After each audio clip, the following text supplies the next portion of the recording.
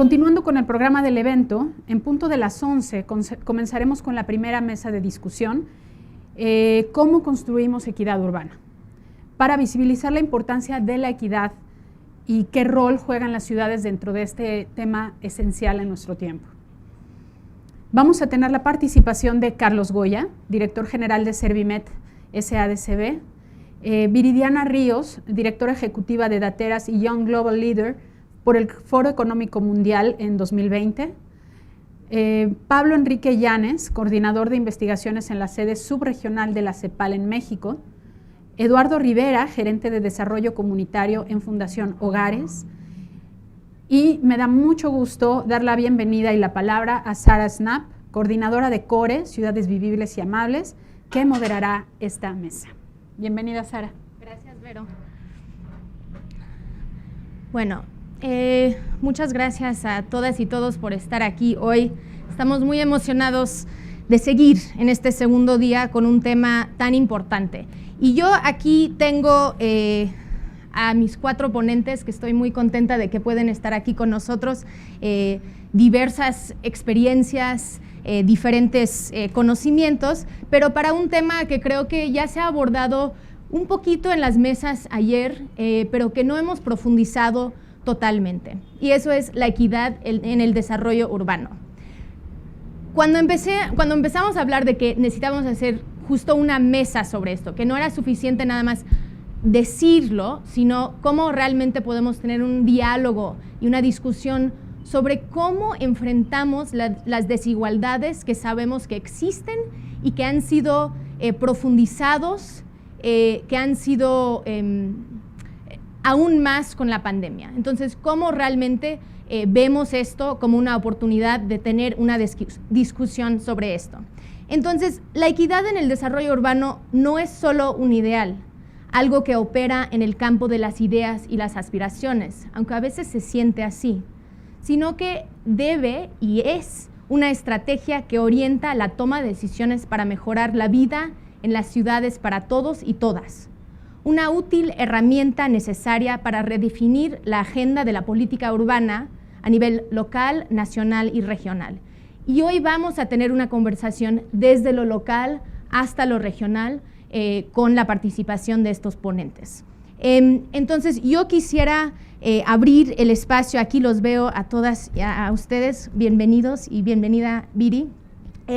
Me gustaría que ustedes, porque cada uno ha hecho investigación sobre temas muy diferentes, entonces me gustaría empezar con Pablo, que puede hablar sobre lo regional y de ahí podemos irnos entrando en lo más local. ¿Qué significa la equidad urbana y cómo se puede aplicar de una manera práctica desde el trabajo que ustedes están haciendo en la CEPAL? Pablo, ¿me escuchas? Te veo, pero no te escucho. Vamos Ahora a ir sí. viendo y viendo sí, la ¿verdad? conexión que tenemos. Si no, entonces yo... ¿No me escuchas? ¿Sí lo vemos? Ok, súper. Ahora sí, gracias, Ahora Pablo. sí, muy bien. Hola, ¿qué tal? Buenos días. Pues muchas gracias por la invitación para continuar en este proceso de reflexión. Quiero introducir un primer punto que puede ser polémico. Creo que más que hablar de equidad urbana, tenemos que hablar de igualdad urbana. Es decir, tenemos que pensar en la ciudad como un espacio de igualdad, como un espacio igualante y como un espacio igualador. Y pareciera simplemente un cambio de términos, pero no lo es. Tiene mucho que ver con el discurso que hemos venido construyendo en los últimos 10 años en la CEPAL, planteando que no hay que atender solo las desigualdades horizontales en las sociedades, que son las que están muy vinculadas a la idea de la equidad, sino también las grandes desigualdades verticales. Entonces necesitamos plantear desde esta mirada, consideramos nosotros, las políticas de desarrollo urbano. Y además, pues en el caso concreto de la Ciudad de México tenemos una hoja de ruta muy potente, que es la propia Constitución de la Ciudad de México, que está articulada en el concepto del derecho a la ciudad y con una dimensión de igualdad sustantiva. Entonces, en ese sentido, lo que queremos es una ciudad en donde se cierren las brechas sociales, se cierren las brechas de género y se cierren las brechas territoriales. Hace unos años publicamos en la CEPAL un documento que se llama El Territorio Importa, y más recientemente formulamos la matriz de la desigualdad social, en donde incorporamos como una de las dimensiones de la desigualdad precisamente las desigualdades de carácter territorial. Es decir, en América Latina constatamos que el lugar donde naces, el lugar donde vives, sigue siendo importante y sigue siendo o marcador de privaciones, carencias, dificultades, o puede ser también un marcador de privilegios y un marcador de ocupar un determinado lugar en la jerarquía social. A nosotros nos ha preocupado mucho en América Latina el proceso de segmentación urbana. El hecho de que paradójicamente tenemos ciudades cada vez más grandes en donde los habitantes ocupan espacios cada vez más pequeños. Es decir, hay enormes zonas de la ciudad que son prácticamente desconocidas para muchos de los habitantes de otras zonas de la ciudad, y se produce esto que se conoce como confinamiento socioterritorial o desigualdades socioterritoriales. Entonces, convertir a la ciudad en un espacio de encuentro se vuelve fundamental. Y en este sentido, la calidad del espacio público es un diferenciador muy relevante. Cualquier estudio que se haga nos va a revelar que hay regiones que tienen muchas mejores condiciones de vida y de calidad de vida territorial que otras. Y cerrar estas brechas debe ser un principio fundamental.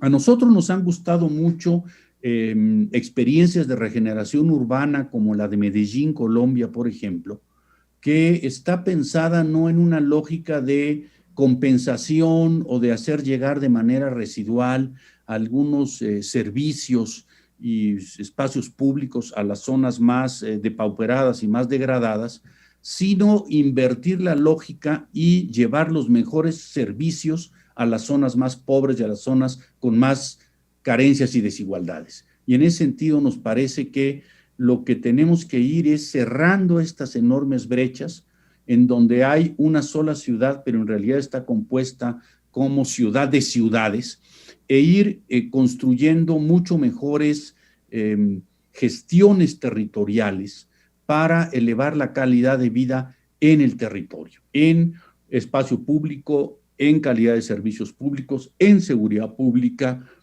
en instalaciones deportivas, instalaciones culturales, etcétera, etcétera. El ejemplo de Medellín es un buen ejemplo de políticas urbanas redistributivas, no solo compensatorias, y también vemos que en el caso de la Ciudad de México se están haciendo cosas importantes. No sé si ustedes conozcan el trabajo que ha venido desarrollando la alcaldía Iztapalapa con la formación de lo que llaman las utopías. Realmente es la idea de que no solo primero los pobres, sino a los pobres lo mejor, por así decirlo de manera sintética. La experiencia de los pilares también es una experiencia que va en esa dirección, y sería muy bueno a escala de todas las ciudades del país y de América Latina, es un ejercicio en el que hemos estado trabajando, vincular las decisiones de inversión pública con los grados de desarrollo social de los espacios donde se lleva a cabo esa inversión pública. La experiencia nuestra nos revela que hasta ahora la inversión pública tiene una tendencia en América Latina bastante regresiva en términos urbanos. Es decir, se dan los mejores servicios y se proveen las mejores y más densas inversiones en espacios territoriales que ya tienen buenos servicios. Es decir, hay un proceso de diferenciación social marcado por el territorio en el cual hay que poner sobre la mesa. Y pues la Ciudad de México ha abierto una discusión relevante, importante, sobre el derecho a la ciudad, que como lo decía, es la columna vertebral con la que se discutió la Constitución de la Ciudad de México, que por cierto se origina en una propuesta del movimiento urbano popular y un conjunto de académicos y urbanistas muy conocidos que dieron origen a lo que se llamó la Carta de la Ciudad de México por el Derecho a la Ciudad, que esta es efectivamente el esqueleto de lo que después será la columna vertebral de la Constitución de la Ciudad de México. Pero en la Constitución de la Ciudad de México hay un par de conceptos que sería bueno desarrollar, porque están enunciados, pero evidentemente tienen muchas interpretaciones. Uno de ellos es el de la función social de la ciudad, que queda explícitamente mencionado, y otro es un concepto innovador, pero que tendrá que desarrollarse y profundizarse, que es el concepto de justicia territorial. Entonces nos parece que estamos en condiciones para discutir nuevas políticas urbanas, políticas de integración, políticas que igualen a las ciudadanas, ciudadanos, territorios y que además introduzcan desde su origen la dimensión de la sustentabilidad. Digamos que esos son los grandes temas que se están discutiendo en el nuevo urbanismo en América Latina y que en gran medida están reflejados en el acuerdo que se adoptó en Quito respecto a la nueva agenda urbana. Pues para abrir la discusión, ahí me quedaría. Gracias, Pablo. Y no se preocupen porque vamos a tener varias interacciones, entonces muchas gracias. Y justo qué bueno que traes a la mesa el ejemplo de Medellín. Ayer nuestro conferencista magistral fue Jorge Pérez Jaramillo de Medellín, hablando de ahora como es la experiencia que hemos seguido durante muchos años y ahora cómo va ahora, ¿no? En la actualidad, que creo que eso es también importante siempre hacer seguimiento a eso. Pues creo que sacaste muchos temas que podemos ir profundizando. Me gustaría ir con Viridiana Ríos, la doctora Viridiana Ríos ahora, para hablar cómo nos afecta la corrupción a la equidad urbana. Sé que acabas de hacer una investigación muy interesante donde sí deberíamos estar prestando más atención como ciudadanos y exigiendo la transparencia en varios sentidos y en varios sectores. Entonces me gustaría que nos podrías hablar un poco sobre eso y cómo se conecta la intersección con la equidad urbana. Claro que sí, Sara, muchísimas gracias por la invitación. No puedo estar más de acuerdo con Pablo cuando habla de esta urgente necesidad de hablar más y de manera más profunda sobre equidad urbana. Y bueno, quiero hablarles hoy de un par de cosas, ojalá podamos tener tiempo para hablar de más, pero les quiero hablar primero sobre por qué pobres y ricos en México viven en mundos paralelos. Y segundo, quiero contarles cómo parte de esta vida en mundos paralelos, que se siente sobre todo en las zonas urbanas, se siente también en aspectos que pensaríamos que incluso no están tan desarrollados, como por ejemplo, tan relacionados, como por ejemplo la corrupción. Bueno, empiezo por el primer punto.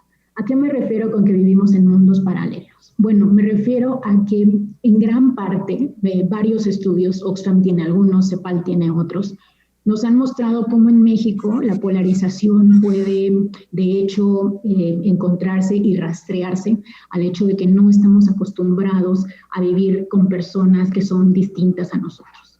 Vivimos en una ciudad, en la Ciudad de México, que es una ciudad de 25 millones de habitantes, en donde pues un chilango rico no conoce a un chilango pobre más que por lo que ve en la televisión. O si acaso se conocerán, pero simplemente en una condición de empleado, patrón. A veces ni así. Me encanta este foro, de hecho, porque creo que está poniendo el dedo en la llaga. De la misma forma, por ejemplo, en la que hablamos de racismo, en la que hablamos de cómo las personas blancas a veces no comprenden la discriminación racial porque no la viven, pues de la misma forma las personas ricas, las clases medias altas de la Ciudad de México y de otras ciudades en México, no saben lo que es ser pobre porque rara vez visitan un vecindario que no sea la zona en donde ellos viven. El pobre no tiene ni idea de cómo vive el rico no tiene tampoco ni idea, de hecho tiene miedo de tratar de entender cómo viven los pobres. Hay varios datos que me parecen enormemente reveladores, les quiero decir algunos. Uno es la fragmentación tan fuerte que estamos observando en materia educativa. Por ejemplo, nosotros observamos que en las zonas de mayor concentración de estudiantes en la Ciudad de México son también las zonas de mayor concentración de recursos. De hecho, la gran mayoría de las personas que tienen una maestría en la Ciudad de México, pues prácticamente viven en Las Lomas y en Tecamachalco. Es una cosa impresionante.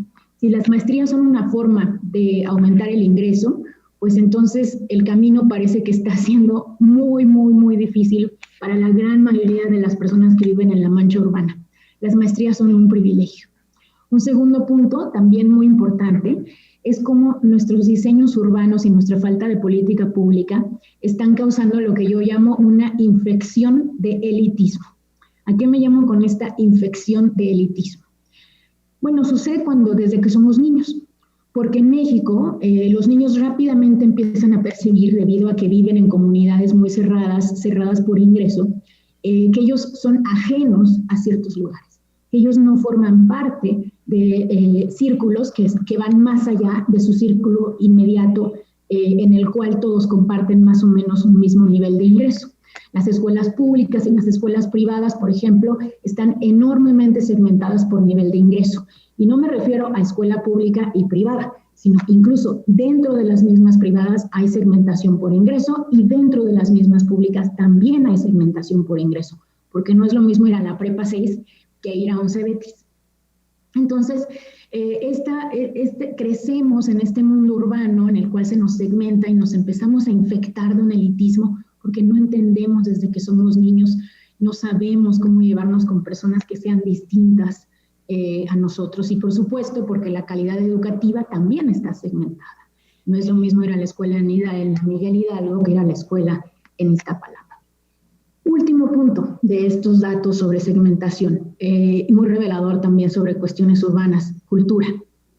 En México la cultura está enormemente segmentada, o bueno, al menos lo que llamamos cultura, esta cultura de grandes museos, esta cultura de espacios públicos destinados a la cultura per se. La gran mayoría de los museos, por ejemplo, se encuentran, en el caso de la Ciudad de México, dentro de la delegación Miguel Hidalgo. Entonces, realmente es muy difícil, salvo ciertos casos, por ejemplo, los faros, ¿no?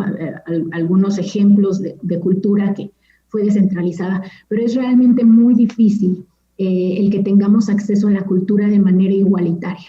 Las personas de la periferia de la Ciudad de México tienen que migrar hacia el centro si quieren ir a un museo, tienen que migrar hacia el centro si quieren ir a una buena universidad, tienen que migrar hacia el centro si quieren tener un buen empleo. Entonces estamos creando esta urbe enormemente fragmentada. Cierro este primer punto, paso al tema de corrupción que me pidió Sara abordar. La corrupción también está segmentada. Y esto es algo que de hecho no conocíamos anteriormente. Nosotros pensábamos que la corrupción le afectaba a todos por igual. De hecho, una de las grandes banderas de la campaña de López Obrador pues era justo eso, ¿no? Cómo la corrupción afectaba a todos por igual. Realicé una investigación recientemente con Oxfam, se llama la otra mafia del poder. Al rato les cuento por qué se llama así. Pero lo interesante es cómo muestra básicamente dos grandes resultados. El primero es que la corrupción está centrada en el gasto público, no está centrada en las grandes obras de infraestructura, sino precisamente está centrada en esos lugares en donde nos podría ayudar a desegmentar aún más, a desegmentar las ciudades. Está concentrada en gasto educativo, en gasto de salud y también en gasto en desarrollo social. Y segundo, la corrupción también está mucho más centrada en municipios pobres. De hecho, cuando nosotros observamos las irregularidades en el gasto público, notamos que hay prácticamente cuatro veces más irregularidades en el gasto público en municipios pobres que en el gasto público en municipios ricos. Entonces, esta segmentación, digamos, que ya observamos entre Iztapalapa y Miguel Hidalgo, por ejemplo, pues se vuelve un círculo vicioso, en donde aún sí decidimos que se ingresen mayores recursos a los municipios de menores ingresos, pues estos recursos no tienen la misma eficiencia de lo que lo tendrían en espacios urbanos de mayor nivel de ingreso. Entonces, con esto cierro, esperando poder platicarles más y muchísimas gracias nuevamente por la invitación. Muchas gracias, Viri, qué interesante. Sí, justo alguien hizo una pregunta aquí en el chat sobre de que se va a invertir una cuarta parte del presupuesto total de cultura en poner más museos donde ya hay más museos, ¿no? En la alcaldía de Miguel Hidalgo, en el proyecto de Gabriel Orozco. Y sí, esto es lo que tenemos que entonces empezar a enfrentar, cómo creamos, cómo reducimos la necesidad de migrar para acceder tanto a oportunidades como a la cultura y tener estos recursos, porque uno piensa, y lo pienso también cuando estaba leyendo el estudio sobre corrupción, hablas de los estados más pobres, de los municipios más pobres, y estos son estados con muchísimos recursos naturales, potencial, hay una abundancia, pero por cómo se ha ido llevando el dinero, cómo se ha ido entonces, que el dinero no llega a esos lugares para darles esta infraestructura, para que ellos realmente se pueden posicionar, pues eso es lo que nos ha llevado entonces a replicar mayor pobreza en esos lugares. Entonces, creo que sí es uno de los desafíos más grandes para todo el país, no solo la Ciudad de México, de cómo asegurar este acceso a las oportunidades, y pues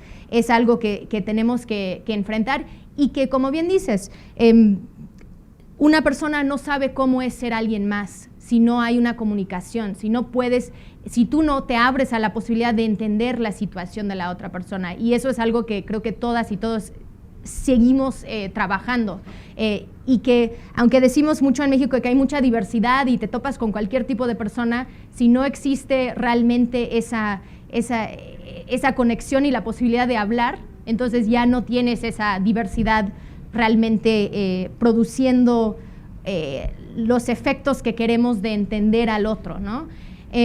Muchas gracias.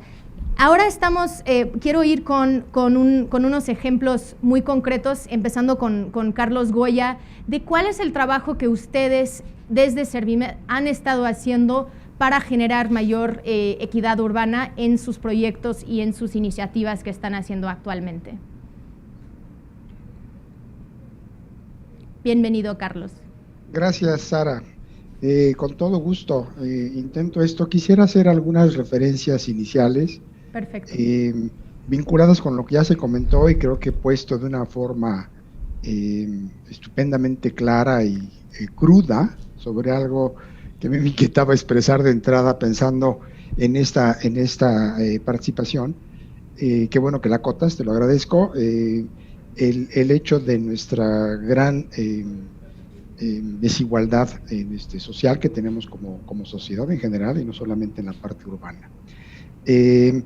Yo destacaría algunas cuestiones de tipo general, aprovechando lo que comentó ya David en su ponencia, respecto de lo que el barrio nunca termina de hacerse, que me llamó mucho la atención que lo dijera, y que creo que es muy importante refrendarlo, porque hay varios factores que nos siguen congelando la capacidad de incidir sobre las variables. Hago un comentario rápido y entro a la parte que me pides, Sara, sobre lo que estamos haciendo. La parte que comento es que hay ciertos factores que nos obstaculizan todavía a lograr que ciertas cosas se rompan, como claramente se ha puesto segregación territorial, segregación social, inclusive disfuncionalidad en el conocimiento de lo que son las otras partes de nuestra sociedad. Tenemos en la ciudad prácticamente un congelamiento de la planeación urbana, como que pensando que llegamos a un estado de perfección sobre algo que es realmente macabro en sus efectos que está teniendo a lo largo. Prevalecen, hay ya la iniciativa, está por concluirse, de que se vuelva esto a reactivar, acorde a lo que marca la Constitución, mediante un instituto de planeación que retome el acuerdo social que se expresa en los planes, pero que es una cuestión dinámica y que hoy lleva años detenida. Y las reacciones de la autoridad han sido de irse acomodando a ese marco rígido y con muchas imperfecciones. Destaco algunas muy genéricas en ánimo de ubicar.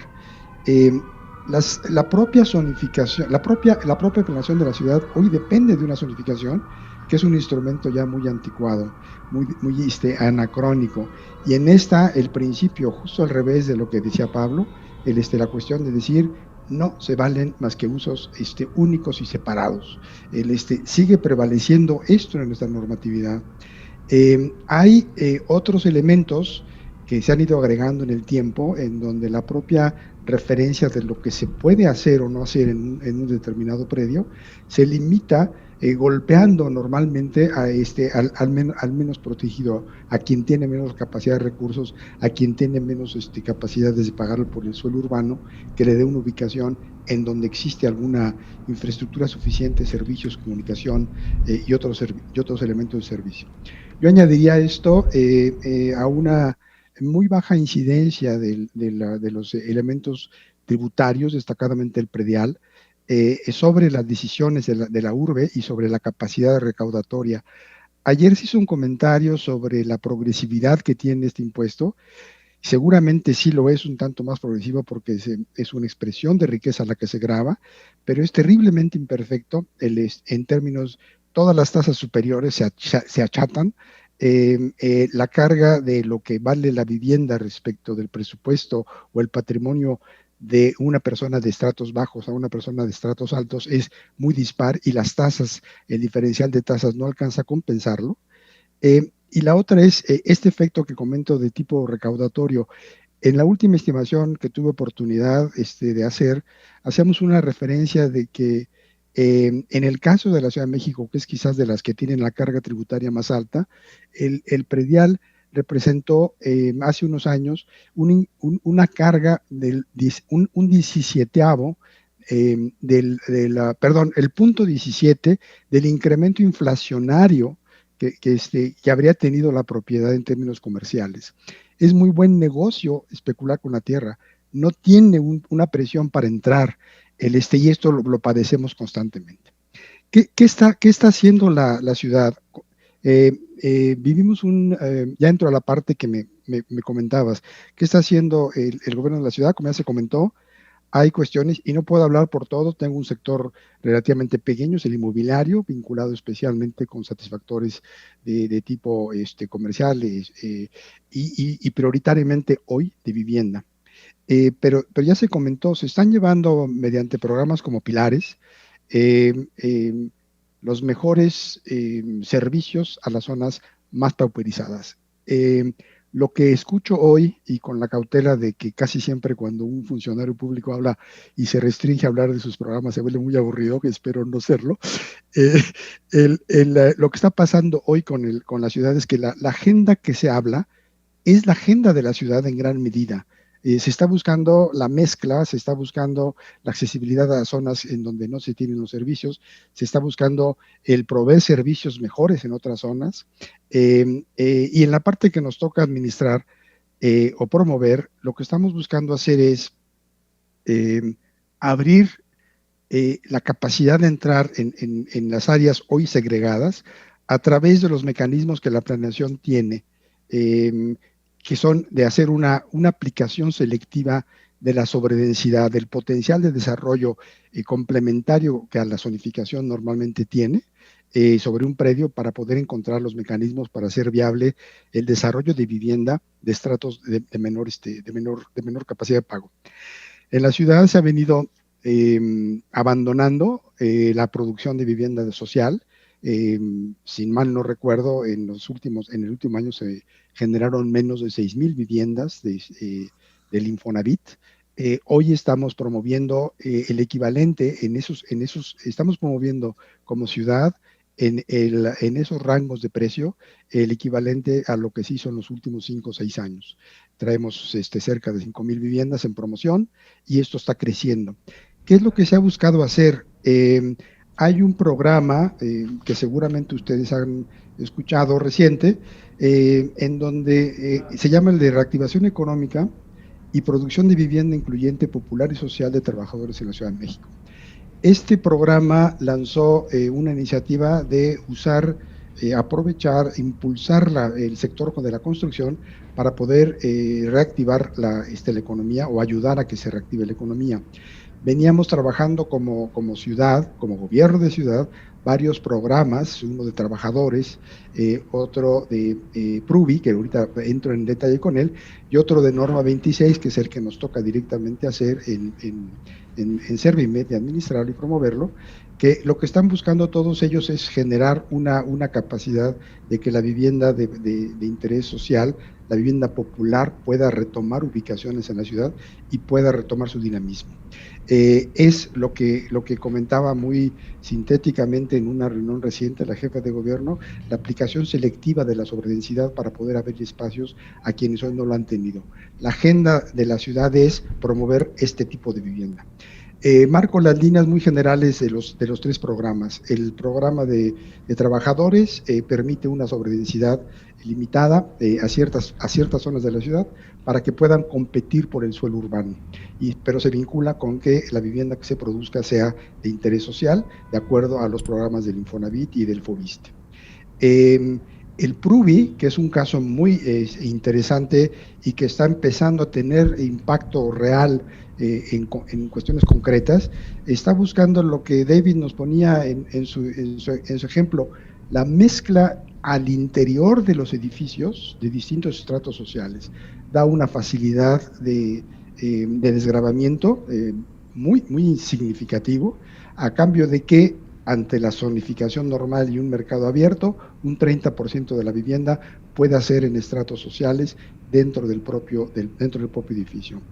Ha habido reacciones en donde algunos promotores plantean hacer la vivienda social en un terreno cercano por la dificultad que visualizan de hacer la mezcla, pero afortunadamente también hay dos ejemplos en donde los promotores han encontrado la manera de hacer dentro del edificio una promoción que haga esta conjunción dentro del propio edificio.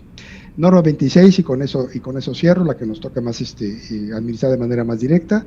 Esta es de aplicación más general. En el pasado estaba abierta de forma libre para promotores. Hoy está circunscrita a que la apliquen dos instituciones del gobierno de la ciudad, el Instituto de Vivienda y Servimet, que somos nosotros.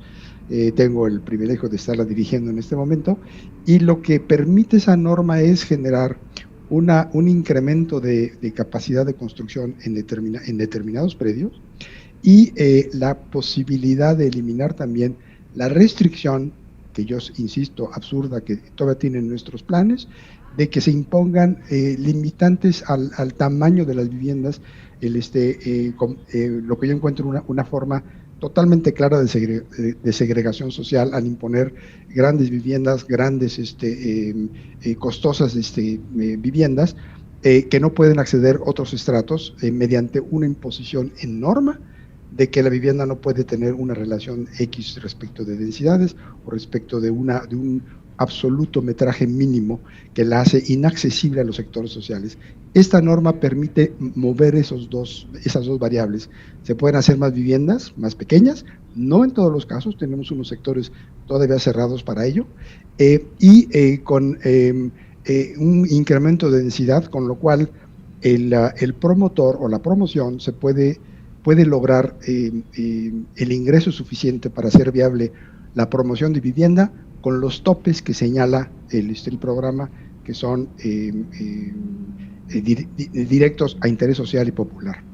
El antecedente cuando estuvo abierta fue de que se llegó a abusar tanto de ella, que hoy tenemos el encargo en Servimet de administrarla, y hacemos la vigilancia inclusive a través de promociones con fideicomisos que dan certidumbre a todos y que nos permiten controlar efectivamente la colocación de la vivienda al final.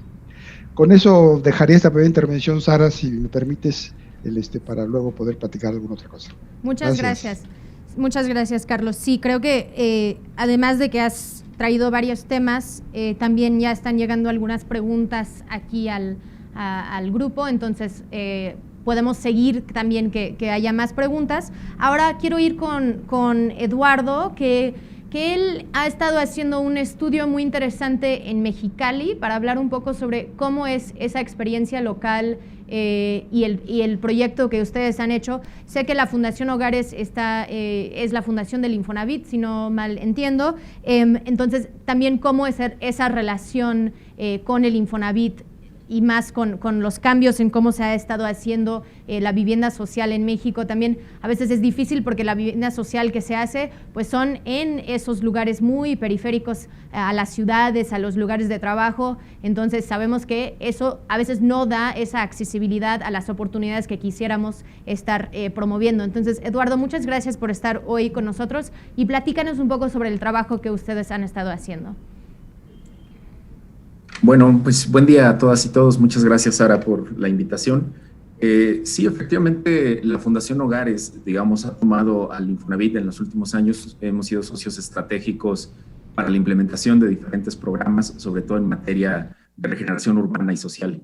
Y justo porque me parece que como arrancó esta mesa, sí que es necesario poner sobre la mesa el tema de equidad y digamos, su contraparte, que es, en todo caso, esta desigualdad urbana, ¿no?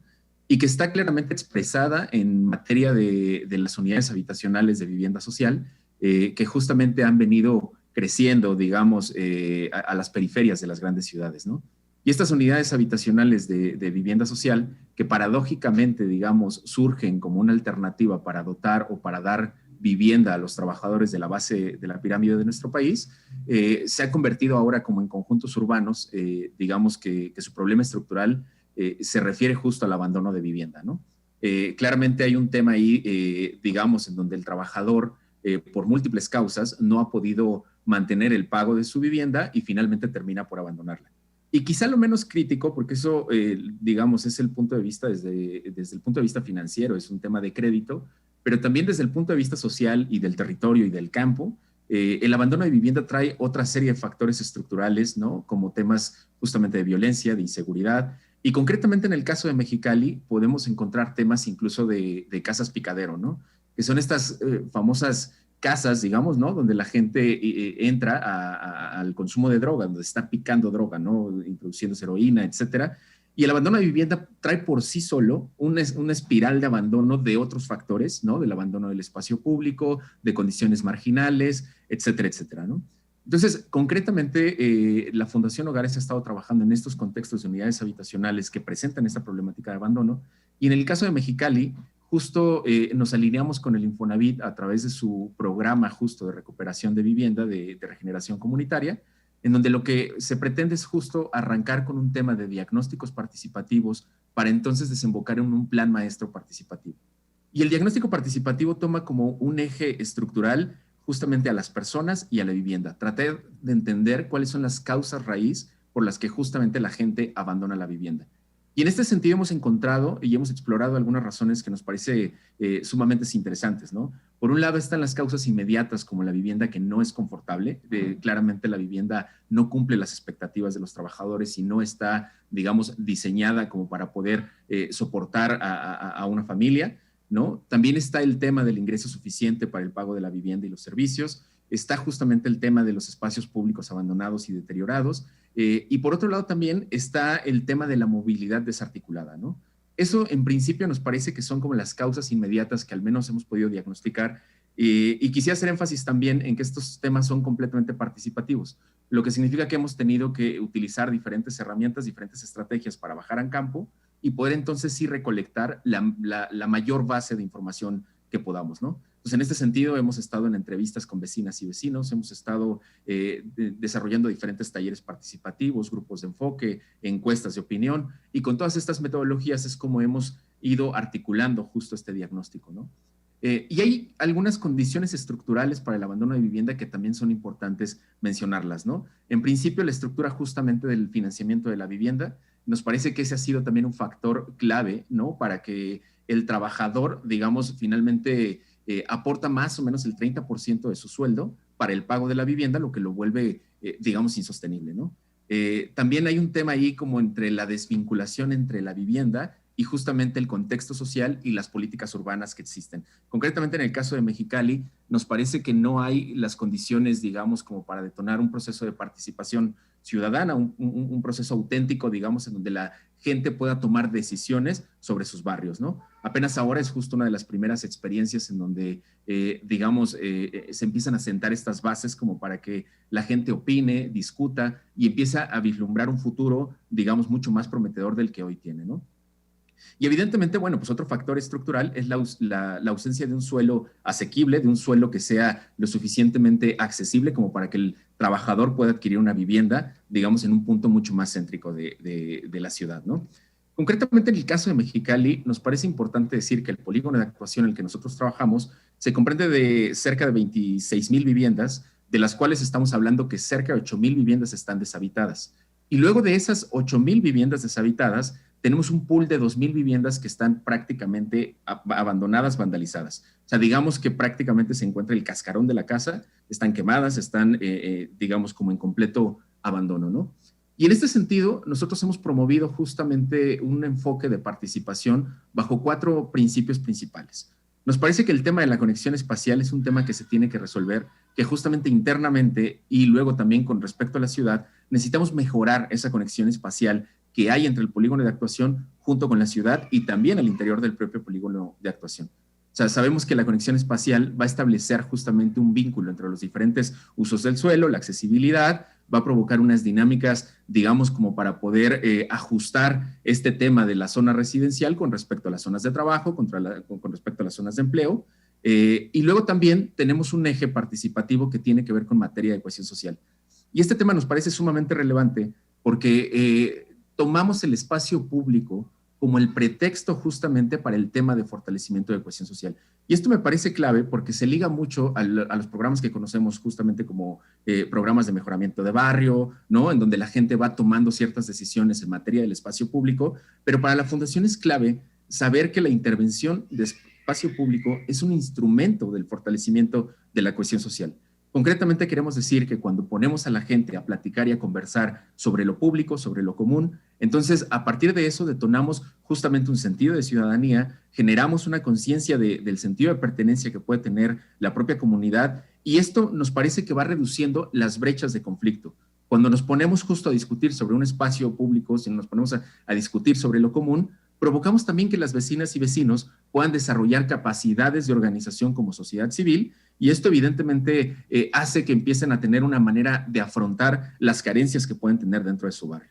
Evidentemente contribuye justo a mejorar la calidad de vida, contribuye a mejorar las condiciones ambientales y que finalmente, bueno, pues esto se refleja en mejores oportunidades para la población.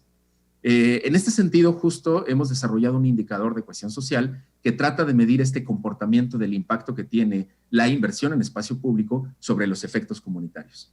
El tercer eje que nos parece que es importante también destacar es un tema de capacitación. O sea, el tema de la capacitación nos parece que puede justamente reducir y aumentar las oportunidades que puede tener la gente para un empleo digno. O sea, justo en el caso de Mexicali es muy característico que la maquila se encuentra más o menos a 3 kilómetros del polígono de actuación. Entonces, te preguntas entonces que el tema no es una falta de empleo.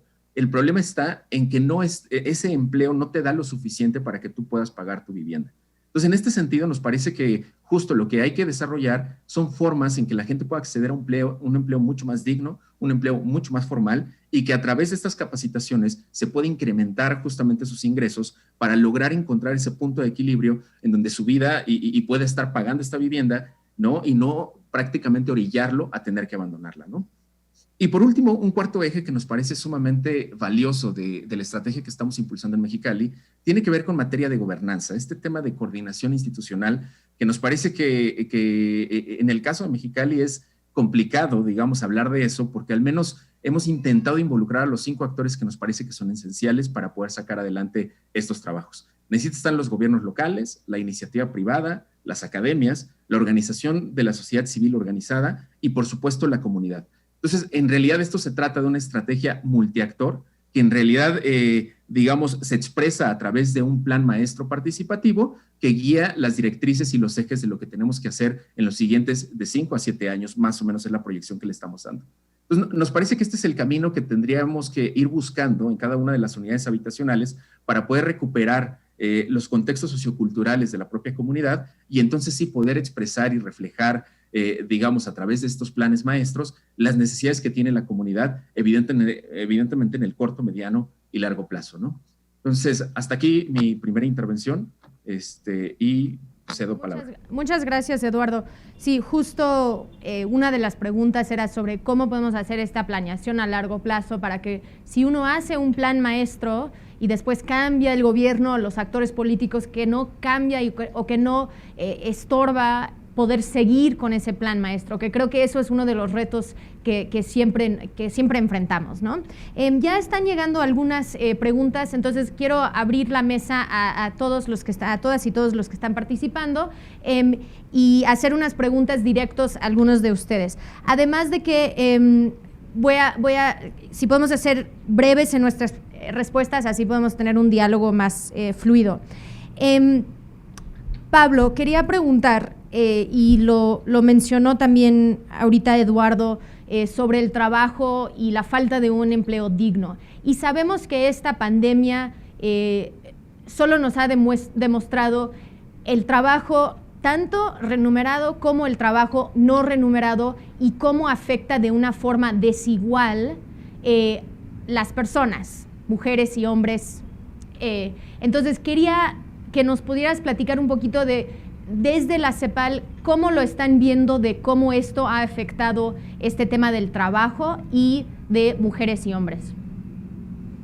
Bueno, sin lugar a dudas, lo que hemos vivido durante ya mucho tiempo, y no solo durante la pandemia, sí, es un proceso acumulado de deterioro del mundo del empleo y de precarización creciente de las actividades laborales, y en donde sociedades que no reconocen el trabajo no remunerado también devalúan el trabajo remunerado. Es decir, lo que tenemos es muy malas remuneraciones en el empleo formal o informal y una resistencia al reconocimiento de la contribución del trabajo no remunerado a el funcionamiento de la economía. Y esto nos lleva a debates sobre cómo medir el PIB, por ejemplo, y cómo medir la actividad económica. Está en juego esto. Las cuentas satélite de medición del trabajo no remunerado, que es fundamentalmente un trabajo feminizado, pues nos arrojan cifras en varios países de América Latina de entre 17 y 23% del PIB. Esto es casi equivalente al presupuesto del gobierno federal de México, para que tengamos una idea de comparación. Entonces, yo creo que uno de los elementos centrales que nos ha permitido visualizar la pandemia es que, en contra de lo que se decía al principio de que todos íbamos en el mismo barco, eso no es cierto. Todos estamos en la misma tormenta, pero con barcos muy diferentes. Y las desigualdades no solo se han exhibido, se han develado, sino que también se han profundizado en las condiciones de la pandemia. Por eso el mundo pospandémico no puede ser la restauración del mundo prepandémico. Tenemos que pensar en transformaciones muy profundas y no creer que únicamente se requiere una reactivación de la vida económica. Se requiere una reactivación sobre bases diferentes, porque las bases con las que veníamos funcionando son bases que ya revelaron que no producen bienestar, no producen seguridad a las personas y sí generan niveles de sufrimiento muy alto. Ahora, yo quisiera agregar un par de puntitos que pueden ser interesantes. Uno es esta insistencia en lo público, me parece crucial, pero hay que expandir el concepto de lo público. El espacio público, por supuesto, es un espacio fundamental, pero todo el mundo de los servicios públicos es de gran relevancia en función de crear sociedades más integradas y más cohesionadas, porque no solo es que vivimos en unos lugares, unos y otros en otros lugares, estudiamos en unos lugares, unos estudian en otros lugares, atienden la salud en unos lugares, atienden en otro, compran en uno, compran en otro. El vínculo social se ha debilitado de una manera tremenda. Incluso déjenme decir que los sectores de altos ingresos tienden a tener vinculación con los sectores populares, no en relación a compartir algo, la escuela, la clínica, el transporte, sino en relaciones de mando y obediencia. Es decir, los sectores de altos ingresos tienen vínculo con los sectores populares porque les prestan algún servicio.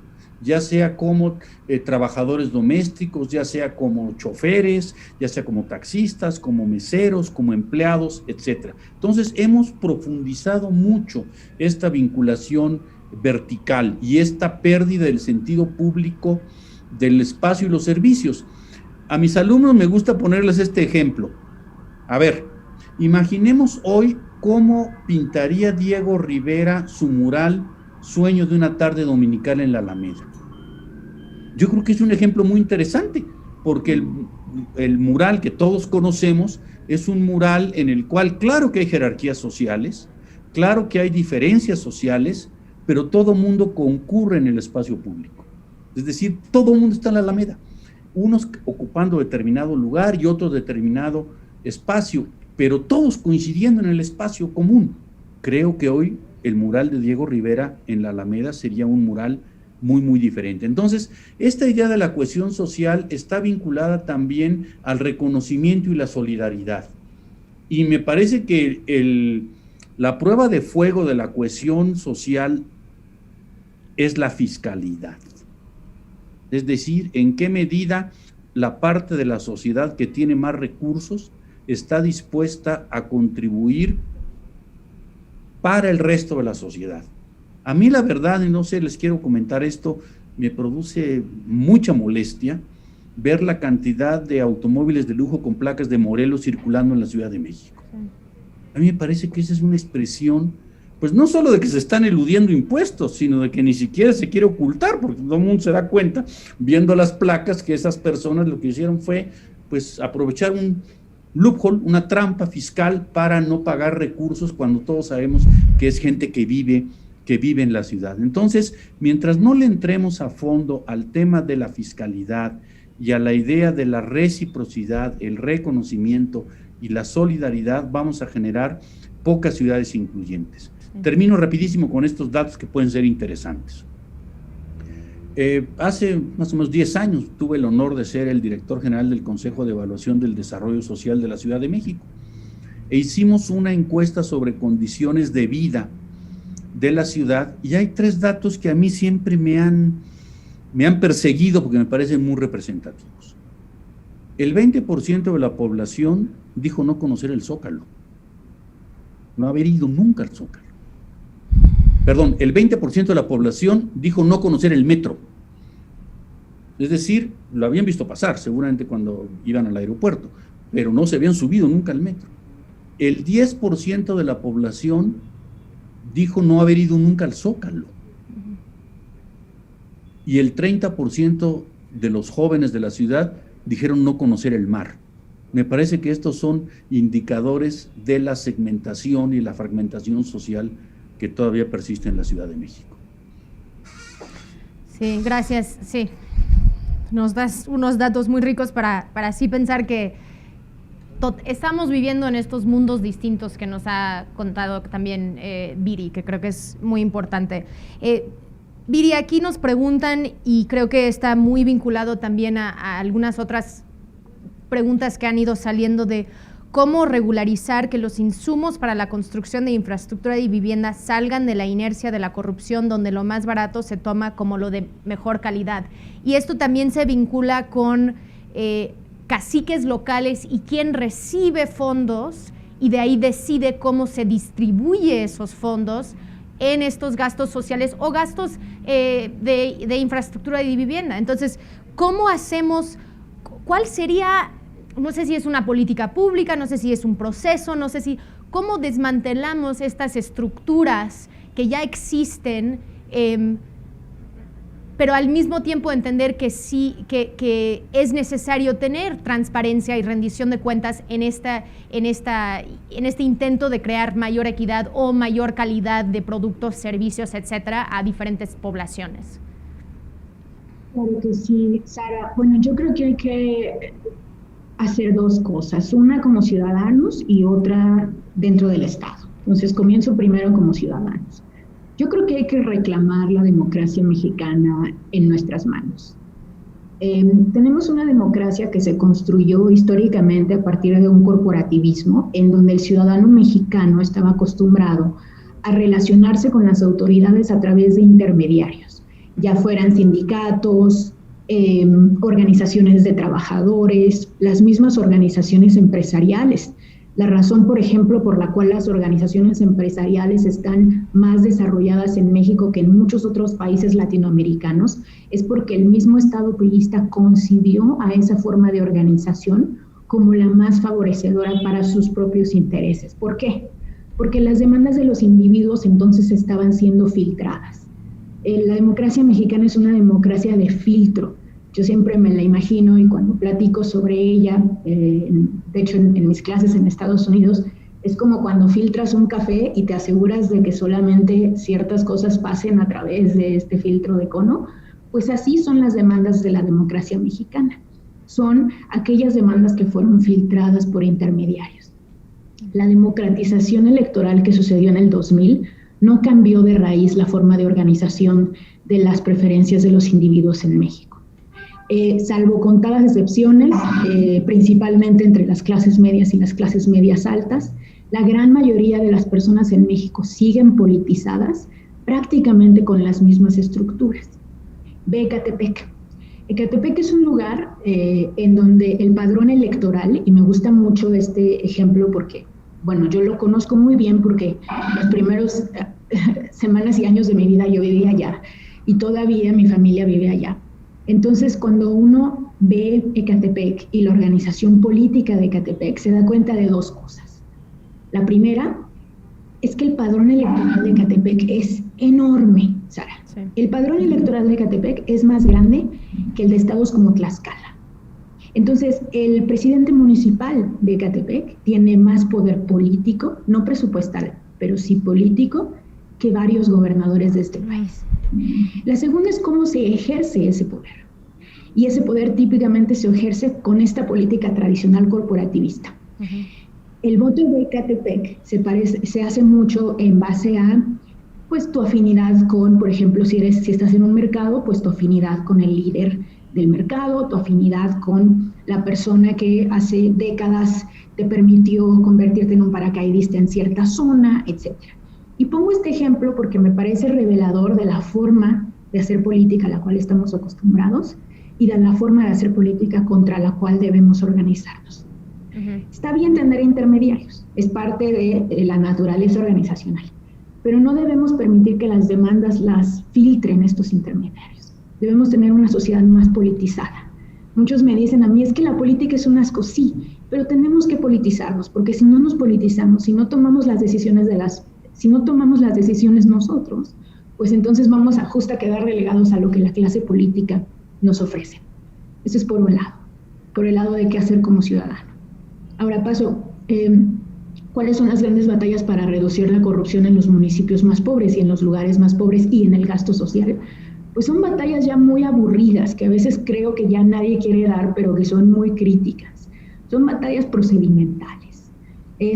Bueno, tenemos que tener procesos claros, tenemos que tener auditorías independientes, verdaderamente independientes, lo cual no sucede en todos los estados de la República, y tenemos que tener funcionarios públicos profesionalizados.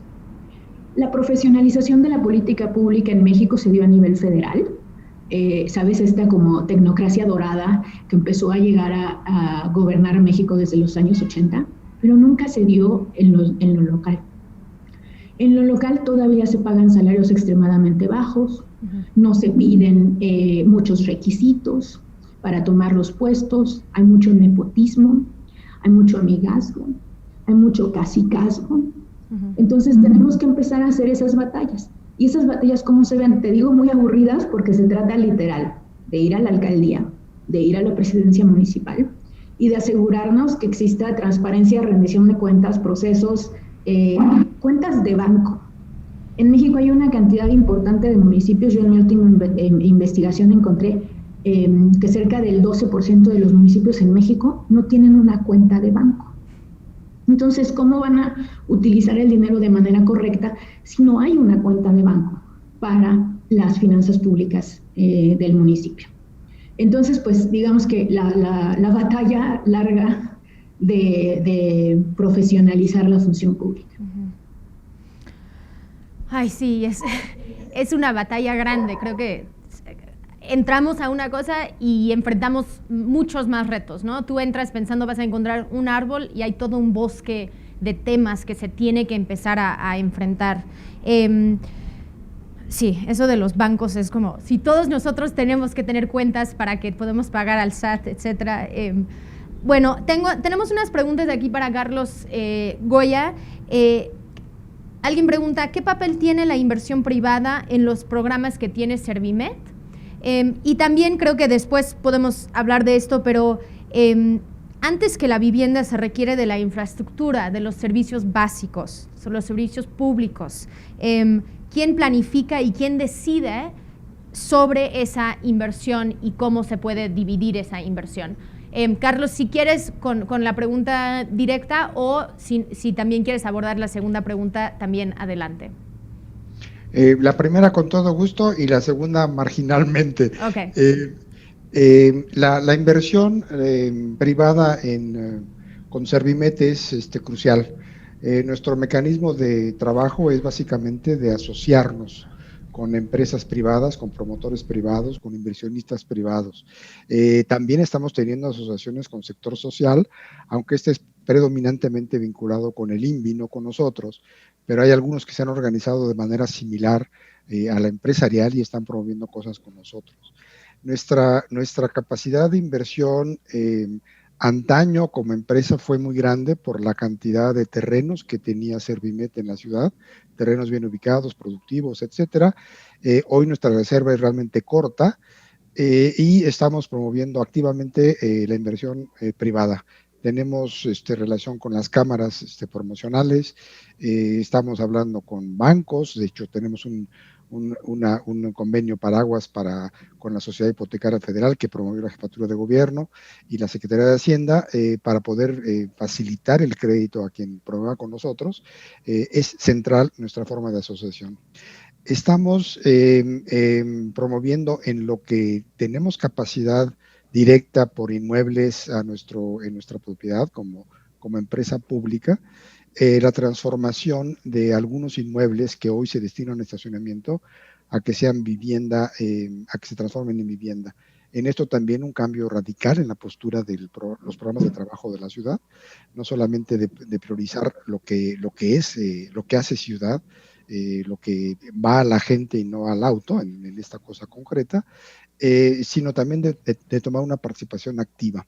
Estaremos promoviendo seguramente en muy corto plazo ya un programa concreto que nos permita, con una reducción de unos 2.400 cajones, abrir una expectativa de vivienda cerca de 4.900.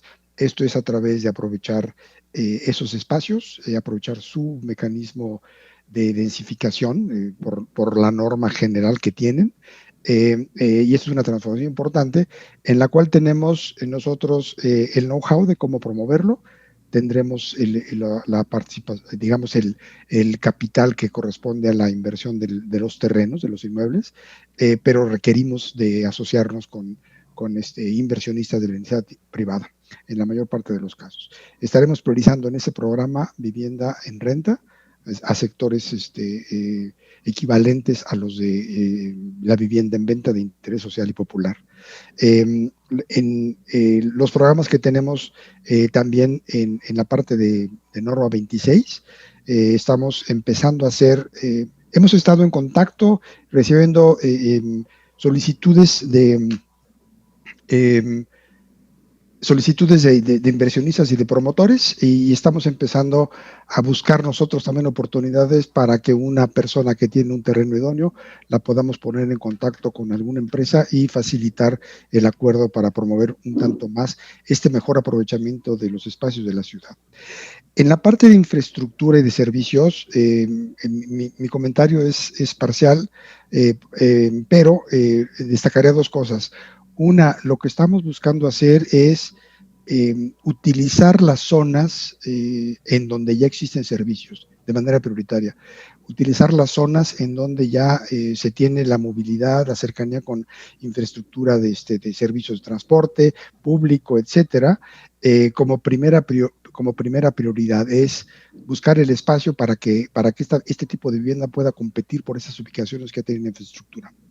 La otra parte es que habiendo necesidad de generar algunos proyectos o de atender algunas zonas en donde se requiere un reforzamiento de la infraestructura, esta se está planeando de manera más integral por las diversas dependencias.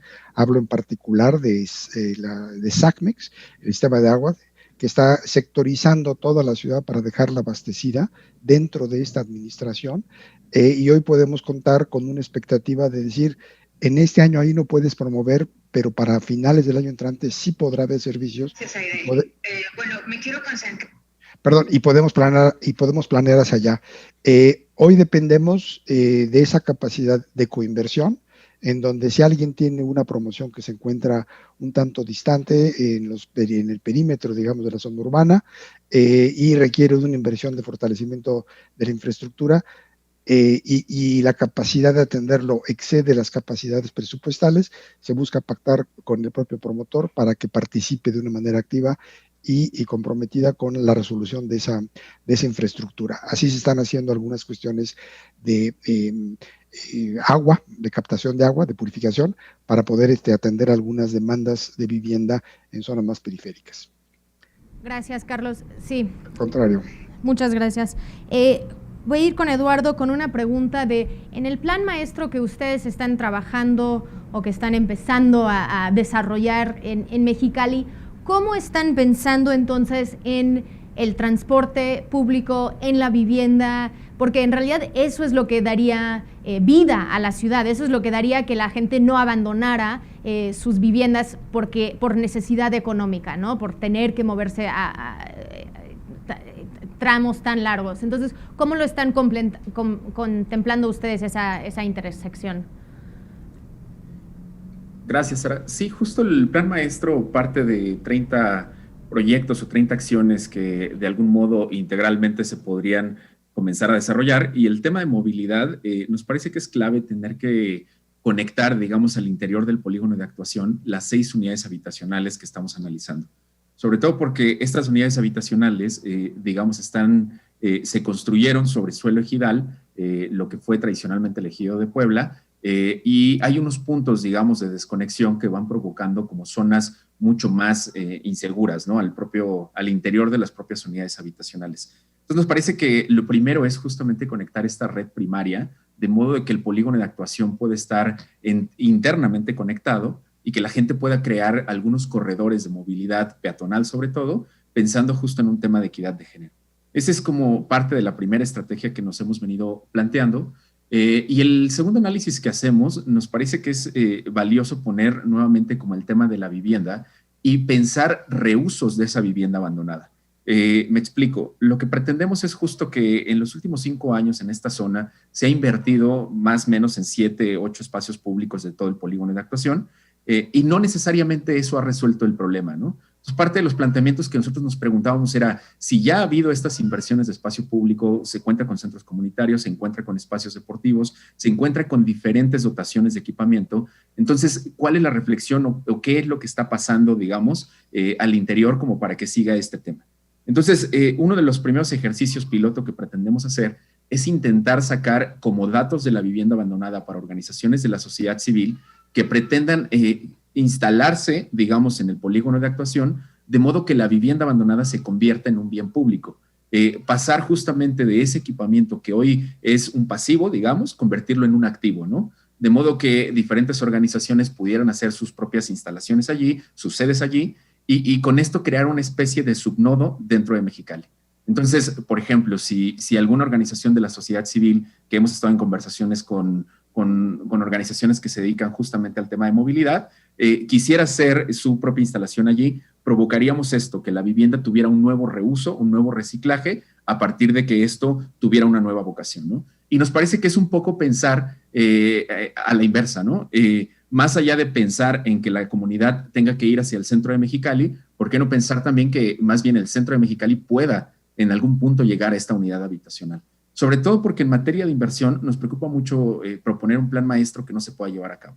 O sea, finalmente lo que hemos venido también leyendo es cómo generar un plan maestro que sí sea aterrizable, que sí cuente con los fondos posibles como para que esto salga adelante, y nos parece que esa es la lectura, digamos, como profunda que estamos intentando hacer.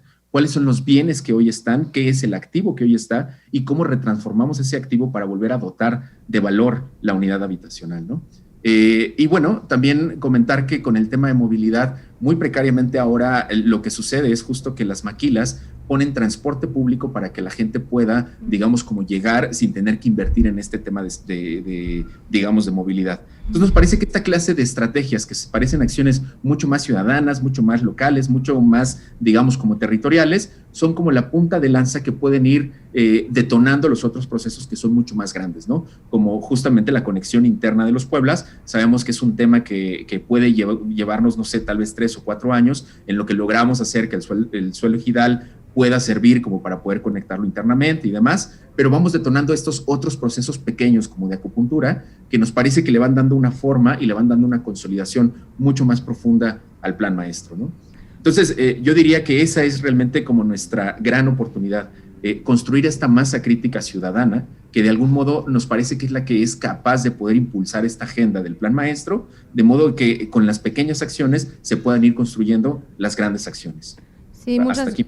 Sí, justo aquí también en la Ciudad de México hemos estado teniendo muchas conversaciones como de cómo reutilizar estacionamientos para otros tipos de usos. Entonces, cómo podemos convertir espacios que están siendo pasivos, como bien dijiste, a algo más activo e interactivo. Yo tengo una última pregunta, aunque sé que ahora están entrando otras preguntas, pero tengo una última pregunta y cada uno va a tener 2 minutos para responder y después cerraremos para cerrar a tiempo. Hemos pasado por un tiempo muy difícil, ¿no?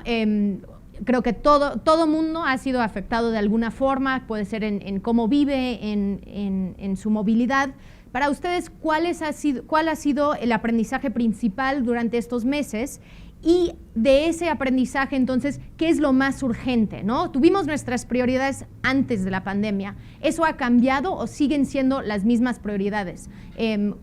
No sé quién quiere ir primero, como todos van a tener la oportunidad de el aprendizaje principal y cómo eso nos lleva a saber qué es lo más, qué es la prioridad y lo más urgente en la equidad urbana. Vamos con Eduardo. Voy a ir en la otra dirección. Gracias, Sara. Me parece que el tema pandemia nos pone sobre la mesa 2 temas claves, ¿no? Tecnología e innovación. El hecho de que tenemos que dotar justamente a todas estas zonas periféricas de tecnología. En este sentido, justo parte de las estrategias que proponemos en el plan maestro son vinculaciones con empresas tipo Google, de modo que se puedan crear puntos de internet para que la gente pueda conectarse desde sus dispositivos móviles y con esto empezar con una reflexión, digamos, y de conexión con todo el tema de la pandemia. Nos parece que este fue nuestro primer acercamiento. De hecho, todo el levantamiento de campo o gran parte del levantamiento de campo lo tuvimos que hacer, por ejemplo, a través de vuelos de drones para poder hacer el levantamiento de 26,000 viviendas y tener una base de datos actualizada.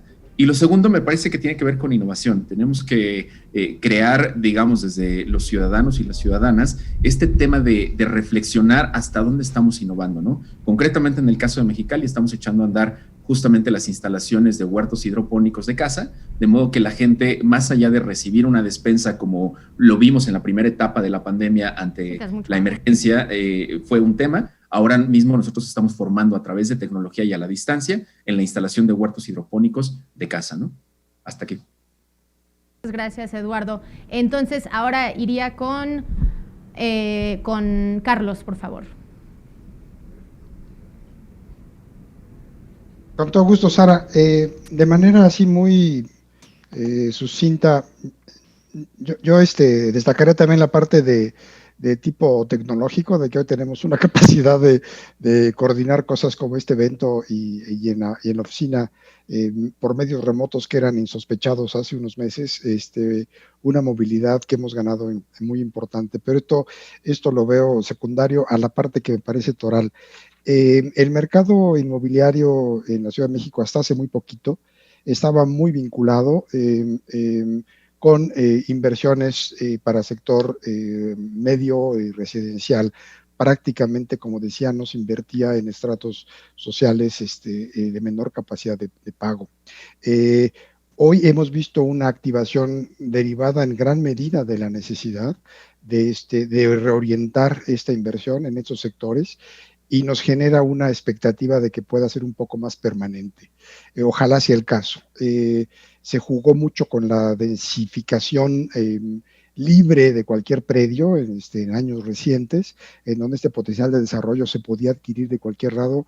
Exacerbó la especulación urbana, la expectativa de ingreso por los terrenos, los sacó de proporción, y la expectativa de poder generar un retorno extraordinario en toda actividad inmobiliaria. Hay sectores totalmente cerrados todavía, no se están moviendo, y se empieza a movilizar inclusive la oferta de suelo, con promotores que hoy están haciendo vivienda de interés social con márgenes mucho más cortos y apoyados en mecanismos de esta naturaleza. En eso estamos activos, y este cambio espero sea mucho más permanente que simplemente pasajero por las urgencias. Esa será mi reflexión, Sara. Muchas gracias, Carlos. ¿Podemos seguir entonces con Viridiana? ¿Viri? No, creo que es una gran pregunta, Sara. Creo que reafirmó muchísimas de las cosas que ya veníamos discutiendo, pero que habían quedado oscurecidas por discusiones puramente electorales y por centrarnos muchísimo en lo que sucedió en 2018. Creo que desde que AMLO ganó en 2018, nos dedicamos a caer en un tobogán en donde solamente se hablaba de lo que hacía ese señor. Y creo que hoy tenemos que recobrar la discusión pública y traerla de nuevo a temas fundamentales. Yo diría que yo aprendí una cosa. Yo aprendí que el Estado mexicano no existe. Que esta idea de que tenemos suficiente gasto público para tener un servicio de salud pública es falsa y ha sido falsa por décadas. Que la idea de que podemos tener recursos para poder salvaguardar los intereses de las personas durante una pandemia es falsa, y que de hecho ha sido falsa también en tiempos de pandemia. Me ha quedado muy claro, por ejemplo, y analizando también los datos, que México tiene un gasto público total en puntos del PIB del mismo tamaño que países como Botswana, inferior a países como Kenia, similar a países como Honduras y muy inferior al de países como Brasil o incluso Argentina. El Estado mexicano es un Estado extremadamente precario, en donde las clases medias y las clases medias altas se acostumbraron a vivir sin él. En cierta forma pagan por servicios a los que no tienen acceso, a los que saben que no van a acceder y a los que no quieren acceder. Entonces tenemos una sociedad completamente segmentada. Para mí, digamos que la enseñanza principal de la pandemia es que tenemos que darle más recursos al Estado. Creo que muchas personas piensan que el Estado tiene mucho dinero y que el problema es que se usa mal. Los datos muestran lo contrario. Los datos muestran que aun si usáramos el dinero de manera perfecta, no tendríamos capacidad para atender las necesidades de las personas. Entonces creo que hay una gran tarea fiscal que hacer en este país, sobre todo en los estratos más altos. Muchas gracias, Viri. Sí, creo que ha sido un momento precario para todos. Pablo, por favor. Bueno, gran pregunta para resumir en 2 minutos. Bueno. Pero vamos a hacer un esfuerzo. Primero, no asumir que estamos ante un paréntesis o ante un accidente. Estamos ante un punto de quiebre. Sí. Y que las decisiones que tomemos en este momento para afrontar la emergencia van a determinar en buena medida el curso futuro del desarrollo. El otro elemento es que lo que nos revela la pandemia no solo son las desigualdades, fracturas, fragilidades que ya habíamos venido señalando, sino que nos revela el costo de no hacer las cosas, el costo de no tener un servicio de salud potente, el costo de no tener protección social adecuada, el costo de tener servicios públicos urbanos segmentados, insuficientes. Muchas veces se ha analizado la política pública evaluando el costo de no hacer, Yo creo que esta es la oportunidad para evaluar el costo de no hacer y de no tener. Y este costo ha sido muy, muy alto. Introduce, más que temas nuevos, un sentido redoblado de urgencia.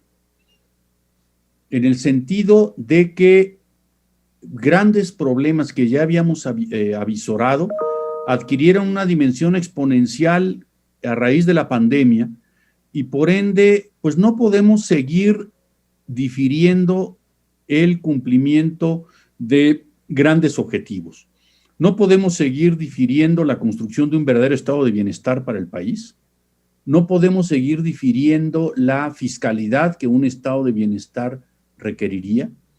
No podemos seguir difiriendo políticas a favor de la igualdad mucho más activas, mucho más profundas. Entonces, en ese sentido, creo que uno de los aprendizajes centrales sería que tenemos que aprovechar la coyuntura para transformar la estructura. Gracias. Muchas gracias. Sí, creo que hay mucho acuerdo de la urgencia de actuar y de entender que sí necesitamos estar invirtiendo en estas redes de apoyo que no han existido y que también estas inversiones están llegando a las poblaciones que más lo requieren y que encontrándose en una situación de precariedad que ha sido exacerbado con estas situaciones. Creo que esta mesa lo podríamos haber extendido así 2 horas más, fácil para poder profundizar aún más. Desafortunadamente no tenemos más tiempo, pero vamos a seguir hablando de esto, vamos a seguir buscando los ejemplos de cómo las cosas sí tal vez están cambiando. Creo que nos han dejado con unos datos muy importantes y que como ciudadanos tenemos un papel. Como gobierno también hay un papel y nosotros tenemos que exigir eso y que necesitamos ver cómo involucramos a todos los otros actores, sean vecinos, sean los desarrolladores, sean el sector privado, para que haya una voluntad para seguir con esto y saber que cuando buscamos la equidad es para que todos estemos mejor, no es de quitar a uno para dar a otro, sino para que todos estemos mejor. Y creo que para eso vamos y ojalá que lo podemos ir logrando y hablando y exigiendo. Muchas gracias Eduardo, Pablo, Viridiana y Carlos por estar en esta mesa y nos veremos pronto, no sabemos si virtual o presencial algún día. Muchas gracias. Gracias a ustedes, felicidades. Gracias a ustedes, Sara, felicidades. Gracias, enhorabuena.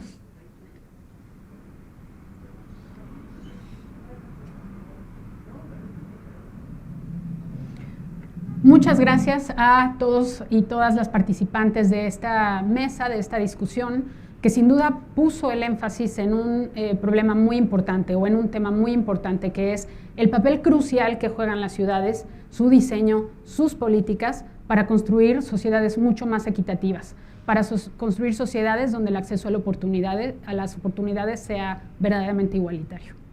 Gracias.